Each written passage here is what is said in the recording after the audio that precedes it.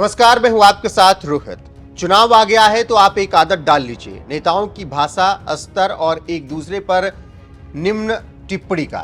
इसके साथ ही साथ भागने, मनाने और विश्वासघात के शब्द अब कुछ दिनों तक आम शब्द बन जाएंगे, क्योंकि चुनाव है। इसी चुनाव में टिकट कटने से नाराज भोपाल सांसद ने पीएम मोदी पर हमला बोल दिया है। चलिए, क्या कुछ कहा है प्रज्ञा ठाकुर ने, आपको बताते हैं इस रिपोर्ट में।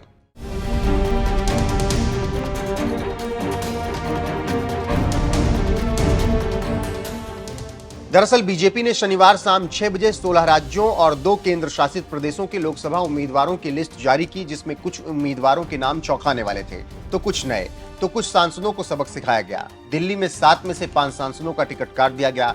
उसी तरह भोपाल से सांसद प्रज्ञा ठाकुर का भी टिकट काट दिया गया और टिकट कटने से प्रज्ञा ठाकुर बौखला गई और मोदी और बीजेपी पर वो जमकर अब टिप्पणी कर रही हैं। ताजा मामले में भोपाल से टिकट कटने पर प्रज्ञा ठाकुर ने कहा कि लगता है कि कुछ बातें मोदी जी को बुरी लग गई, इसी वजह से टिकट काट दिया गया।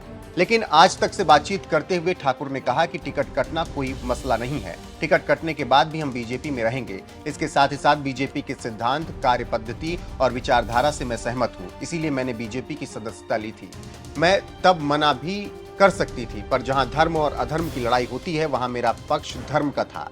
मैंने कहा था कि जीतूंगी और जनता ने इतना स्नेह दिया कि मैं अपने मतों से संसद में पहुंची, लेकिन हम काम करते रहेंगे। तो आप समझ सकते हैं कि क्यों इस वक्त दुखी हैं प्रज्ञा ठाकुर।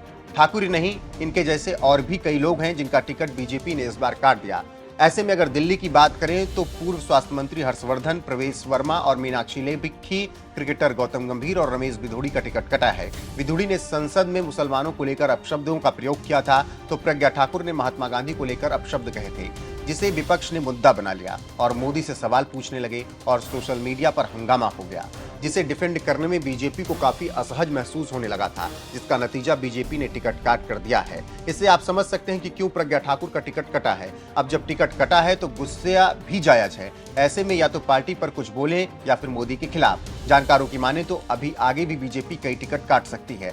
तब और भी नेता और सांसद बीजेपी मोदी की आलोचना करते नजर आएंगे। देखना होगा कि ऐसे बागी नेताओं से कैसे निपटते हैं बीजेपी वाले और इसका कितना नुकसान उसे 2024 लोकसभा चुनाव में उठाना पड़ता है।